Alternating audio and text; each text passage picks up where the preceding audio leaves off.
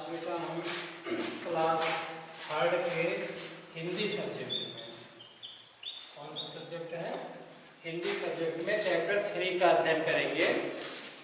तो अध्याय 3 जिसका नाम है असरफियाँ। क्या नाम है उसका? असरफियाँ। अभी आप सोचोगे असरफियाँ क्या होती हैं? कोई खाने वाली चीज़ नहीं है। सिक्के आप देखे हैं, पैसे, जैसे 1 रुपये के सिक्के होते हैं या 2 रुपये के, 5 रुपये के, ठीक, 10 रुपये के। तो इसी प्रकार से असरफियाँ भी होती हैं, लेकिन उसमें अंतर क्या होता है कि असरफियाँ जो होती हैं वो सोने के बने होते हैं। किस चीज़ के बने होते हैं? सोने के। आज से बहुत साल पहले जब राजाओं महाराजाओं का युग था, तब उस समय जो है सोने के सिक्के प्रचलन में हुआ करते थे। तो इसी सब्जेक्ट पर, इसी विषय पर इस चैप्टर में बताया गया है। अभी चलते हैं, पढ़ते हैं और समझते हैं कि चैप्टर में क्या कहा गया है, इससे क्या सीख मिल रही है हमको।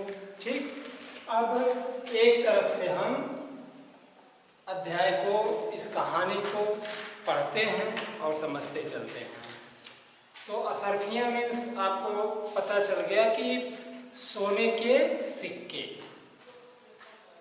आज चांदी के सिक्के भी कम ही दिखाई पड़ते हैं।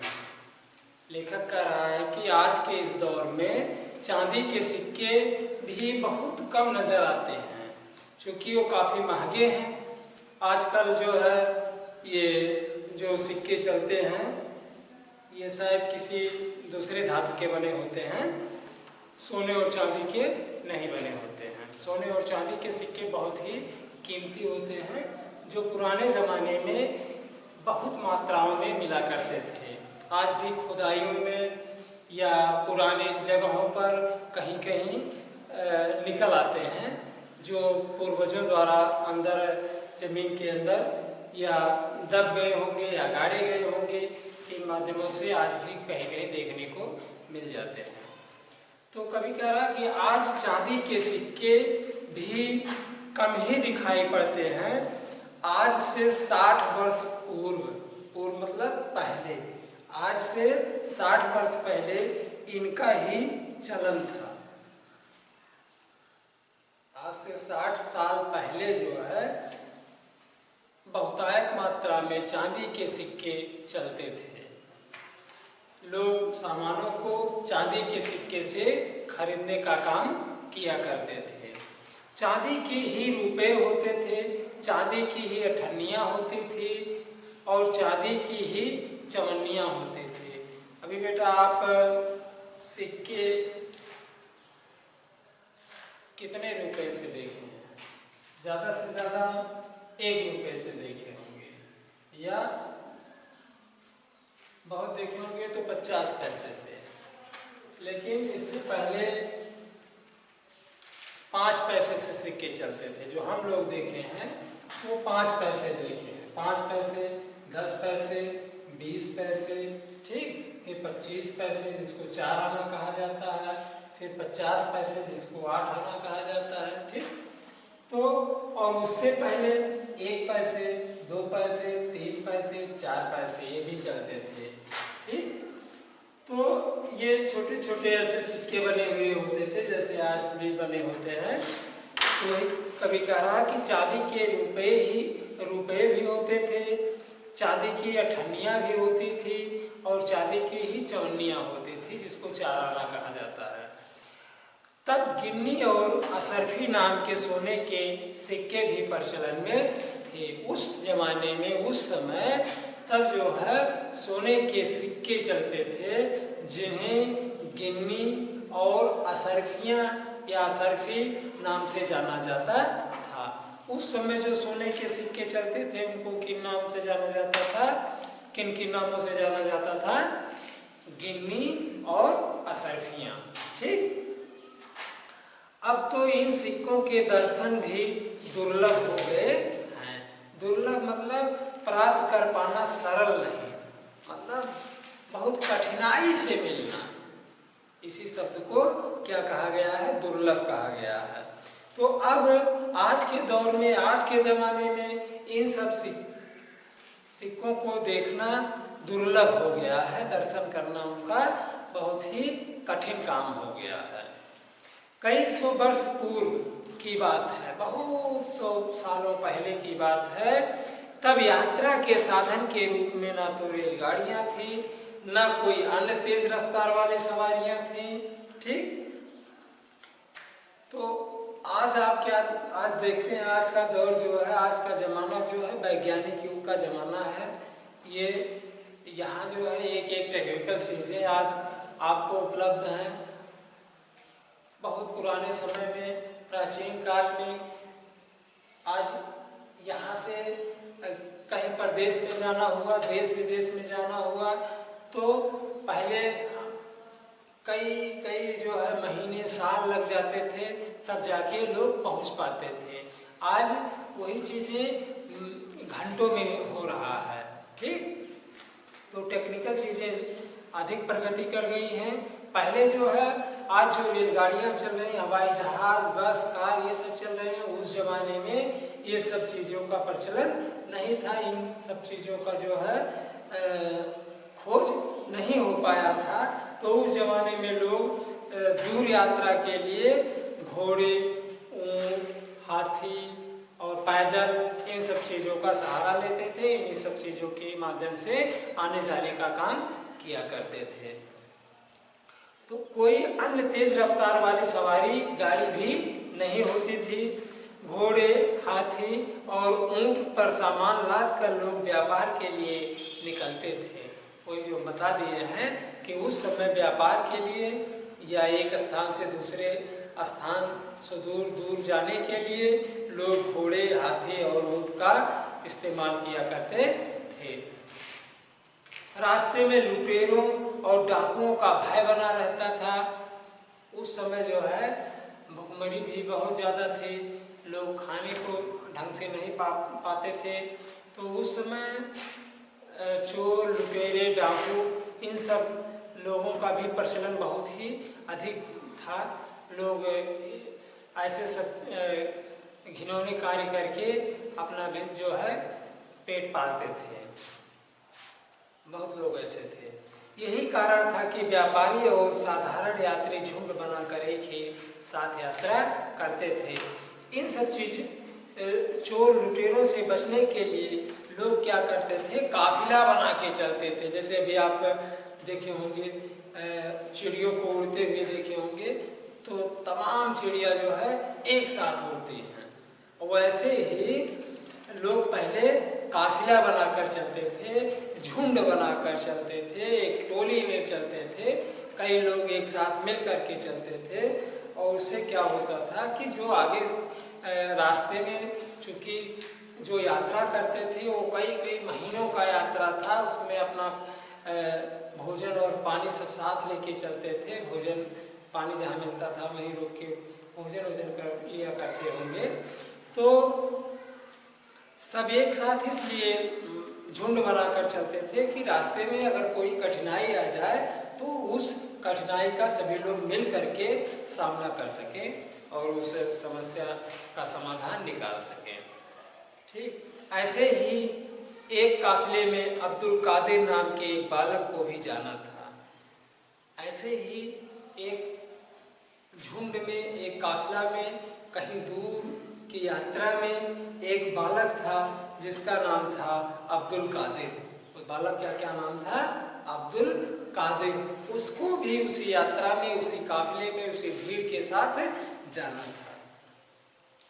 इस बालक की माँ ने उसकी सदरी के अस्तर में असरफियाँ रखकर सिलाई कर दी थी। जो बालक का क्या नाम था? जो यात्रा के साथ, उस काफिले के साथ यात्रा में सम्मिलित था, यात्रा में जा रहा था, तो उस बालक का नाम क्या था? अब्दुल कादिर।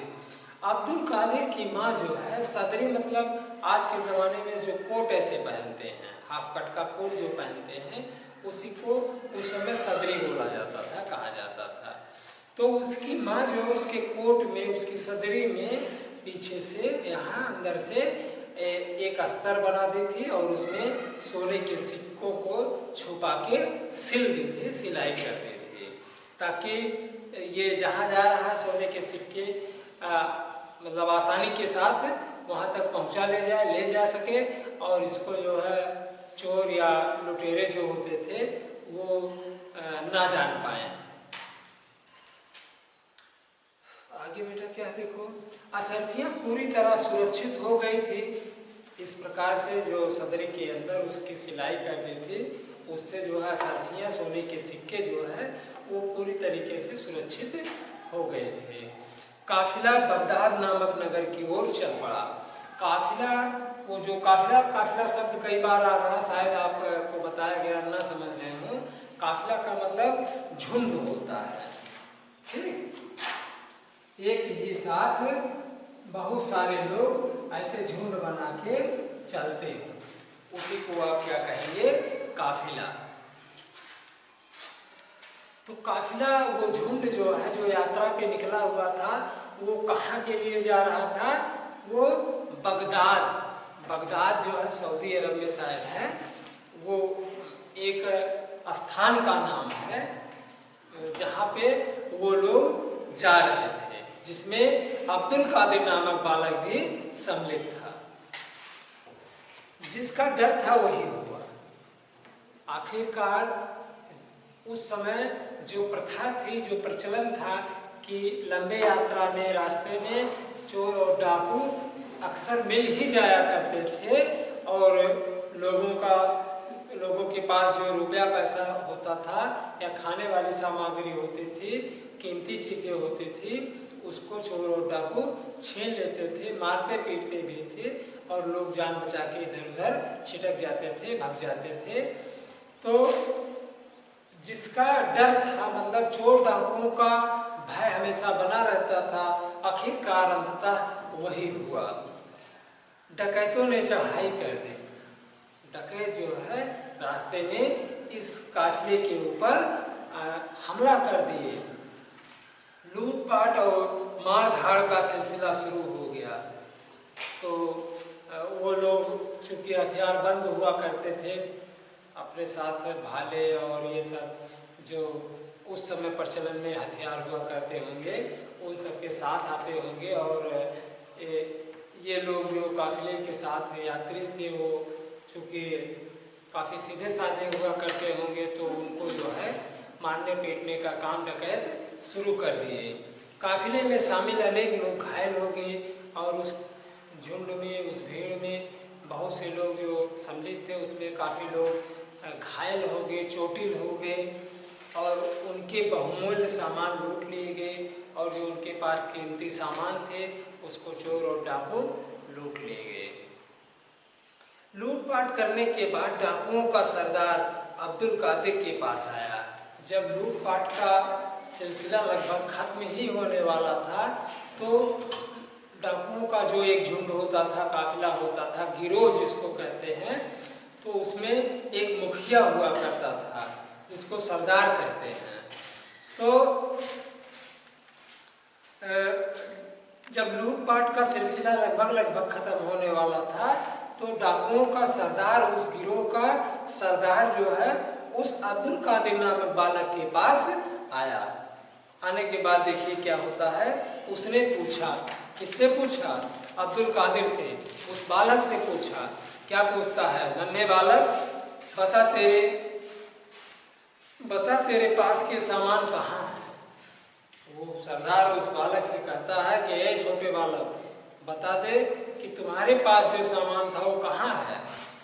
बालक ने उत्तर दिया, नहीं, मेरे पास कोई सामान नहीं है।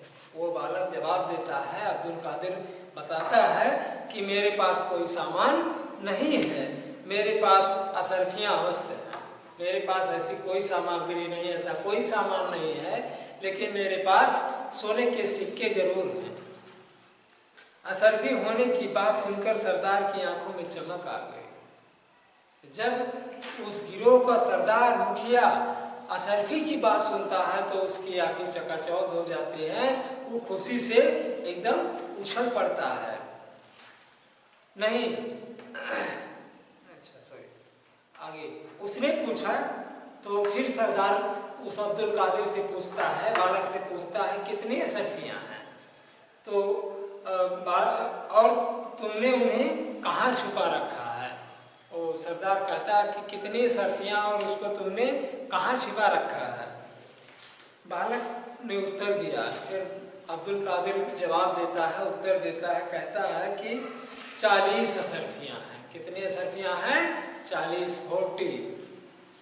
और ये मेरी सदरी के अस्तर में हैं, और ये 40 असरफियाँ जो है ये मेरी सदरी के अस्तर, मेरे जो ये कोट में पहना हूँ इसके अस्तर में सिला हुआ है। अब्दुल कादिर ने सदरी का अस्तर फाड़ दिया और फिर बालक जो है अपने सदरी को फाड़ देता है, उस कोट को फाड़ देता है जहाँ से सिलाई किया हुआ होता है। चमचमाती हुई असरफियाँ खनखनाती हुई गिर पड़ी।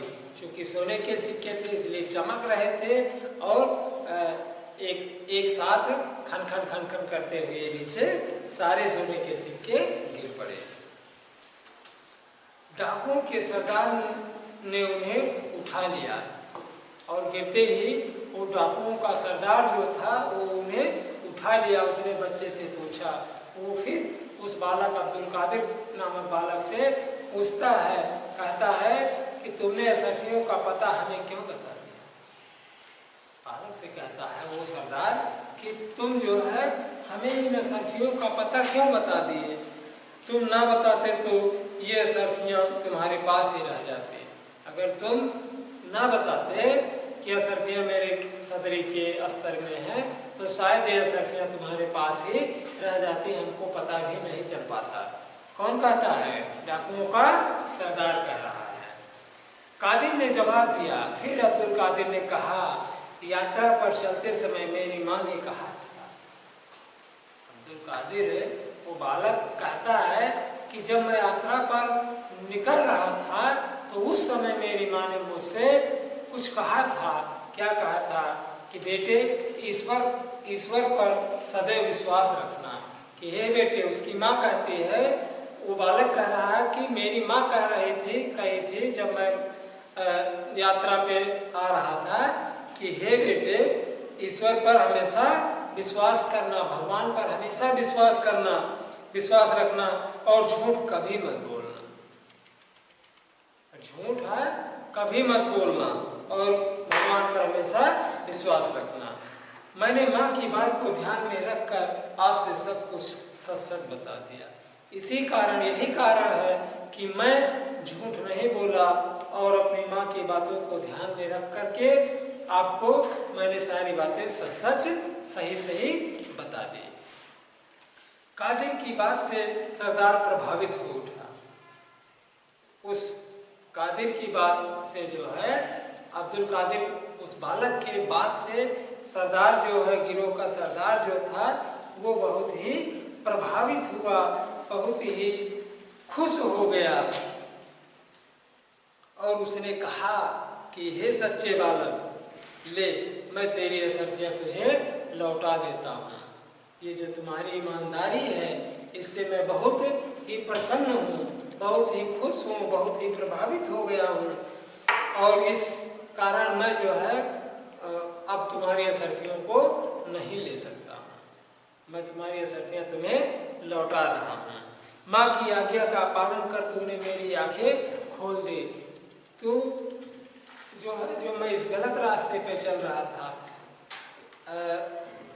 तो अपने माँ की आज्ञा का पालन कर मुझे एक नई शिक्षा दी है, मुझे एक नई सीख दी है कि मैं जो ये गलत कार्य कर रहा हूँ इसको छोड़ सकूँ। तू इंसान नहीं, कोई फरिश्ता है। ए बालक, तू इंसान नहीं है, तो कोई फरिश्ता है, कोई ईश्वर का अवतार है। सरदार ने काफिले में शामिल लोगों को उनका सामान लौटा दिया। इस प्रकार उसका जो है उसके पास बुद्धि आ गया, सरदार के पास भी बुद्धि आ गया कि गलत कार्यों को करने से ये अच्छा कार्य नहीं है, गलत कार्य नहीं करना चाहिए, चोरी और लूटपाट नहीं करना चाहिए, झूठ नहीं बोलना चाहिए। और इस कारण से उसको ये समझ आ गई तो वो काफिले में जिन जिन सामानों को लोगों से लूटा था तो उन्हें उनका सामान वापस कर दिया। वह अब एक नेक आदमी बन गया। नेक आदमी मतलब अच्छा इंसान बन गया। अब वो बुरा इंसान नहीं रहा, चोर और डाकू नहीं रहा। वह अब एक अच्छा इंसान बन गया। उसने अपने सभी साथियों को भी भलाई के रास्ते पर चलने की सीख, अच्छाई के रास्ते पर चलने की सीख दी।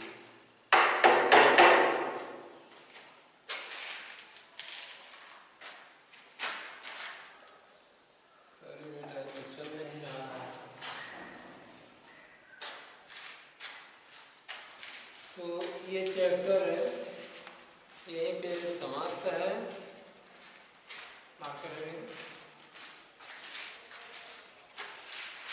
और आगे देखते हैं इसमें और कुछ क्या दिया गया है। तो इसमें देखिए प्रश्न आपको ऐसे पढ़ के तब तक हम बता दे रहे हैं। शायद इसका मार्कर का ये खत्म हो गया है, भी ले गए हैं, तब आपको होमवर्क दे देते हैं। क्वेश्चन नंबर पहला जो इसमें है, अब किन सिक्कों के दर्शन दुर्लभ हो गए। एग्जाम में भी बहुत ये अक्सर पूछ लिया करते हैं हमारे यहाँ के टीचर। तो अब किन सिक्कों के दर्शन दुर्लभ हो गए हैं। दुर्लभ मतलब आसानी से ना मिल पाना, आसानी से ना देख पाना। ठीक, तो अब जो है कैसे सिक्कों के दर्शन दुर्लभ हो गए हैं। अब सोने और चांदी के सिक्कों के दर्शन दुर्लभ हो गए हैं। ठीक, अगला प्रश्न आपका है, व्यापारी तथा यात्री यात्रा करते समय झुंड बनाकर क्यों चलते थे।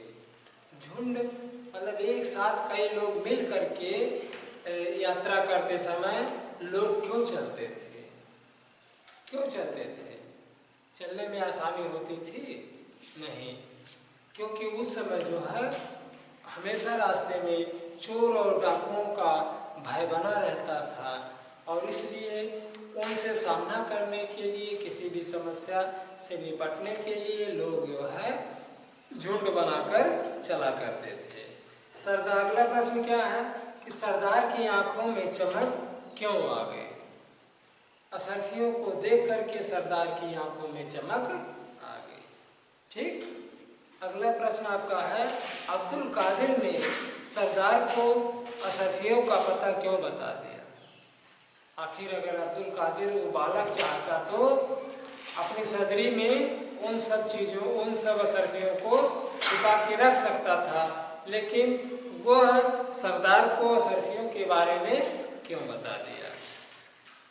क्योंकि यात्रा पर चलते समय उसकी माँ उससे कही थी कि हे बेटा, ईश्वर पर हमेशा विश्वास रखना और झूठ कभी मत बोलना। तो बेटा ये होमवर्क आप नोट कर लो और इसका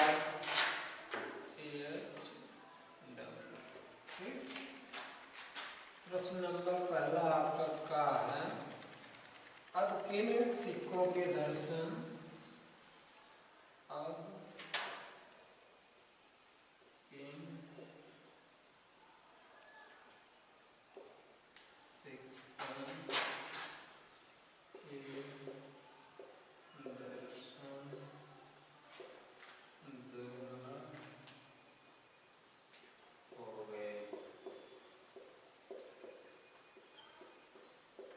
किन सिक्कों के दर्शन दुर्लभ हो गए। इसका उत्तर आप जानते हैं और इसका उत्तर इसके नीचे वाली लाइन में यहाँ लिख देंगे। अब अगला प्रश्न आपका बेटा क्या है, हाँ, व्यापारी तथा यात्री यात्रा करते समय, व्यापारी तथा यात्री यात्रा करते समय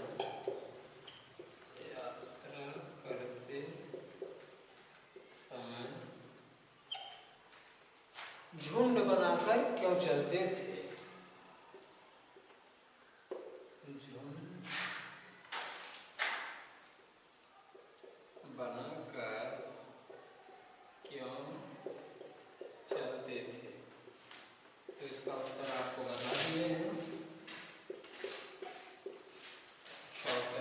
इसके नीचे वाली लाइन में आप लिख देंगे। अगला प्रश्न आपका क्या है? प्रश्न नंबर का, सरदार की आंखों में चमक क्यों आ गई? सरदार की आंखों में चमक क्यों आ गई?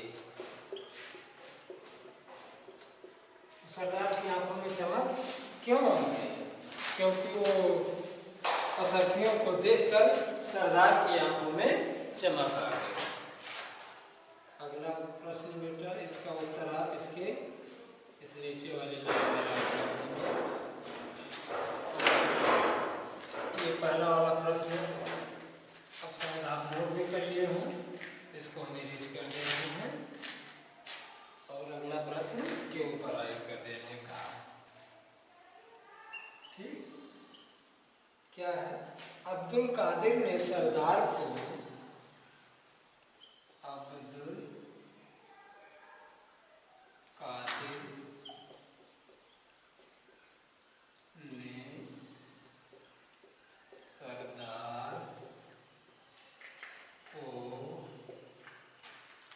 असरफियों का पता क्यों बता दिया? असरफियों का पता क्यों बता दिया? तो अब्दुल कादिर वो बालक जो है असरफियों का पता सरदार को क्यों बता दिया? क्योंकि उसकी माँ यात्रा पर चलते समय उससे कही थी कि बेटा ईश्वर पे हमेशा विश्वास रखना और झूठ कभी मत बोलना। यही कारण था कि अब्दुल कादिर सरदार को असरफियों का पता बता दिया। ये वाला क्वेश्चन आप नोट कर लिए होंगे, शायद नोट कर लिए हो बेटा। इसको इरेज कर दे रहे हैं हम लोग को यहाँ से ऐसे, इरेज हो गया। और एक अंतिम प्रश्न आपका है, अंतिम प्रश्न आपका है, डाकुओं के सरदार ने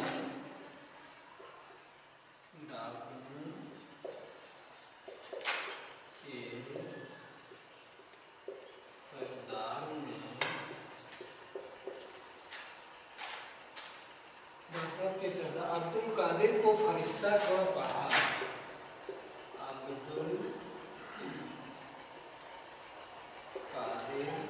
अब्दुल कादिर कौन था? अब्दुल कादिर वही बालक था जो काफिले के साथ यात्रा में सम्मिलित था। अब्दुल कादिर को फरिश्ता क्यों कहा? फरिश्ता का मतलब कि देवता का कोई भेजा हुआ दूत, भगवान का भेजा हुआ कोई दूत या भगवान का अवतार। तो डाकुओं के सरदार ने अब्दुल कादिर को फरिश्ता क्यों कहा, कि भगवान का अवतार क्यों कहा? क्योंकि वो उसकी बातों से बहुत ही प्रभावित हो गया, बहुत प्रसन्न हुआ, बहुत ही खुश हुआ कि ये बालक होकर के, इतना नन्हा सा बालक होकर के झूठ नहीं बोला। और हम जो है इंसान इतने इससे कहीं ज़्यादा उम्र के हैं और इससे गिरी हुई, इससे नीच कार्य को कर रहे हैं। तो इन्हीं सब बातों से वो बहुत प्रभावित हो गया और उसे ईश्वर का दूत कहा, फरिश्ता कहा। तो बेटा बस और कुछ इसमें है नहीं। आज का चैप्टर बस यही समाप्त होता है और हमें विश्वास है कि आप इन सब प्रश्नों के उत्तर को लिख के अवश्य रखेंगे और विद्यालय खोलने के बाद यहाँ टीचर से, सब्जेक्ट टीचर से जरूर चेक कराएंगे।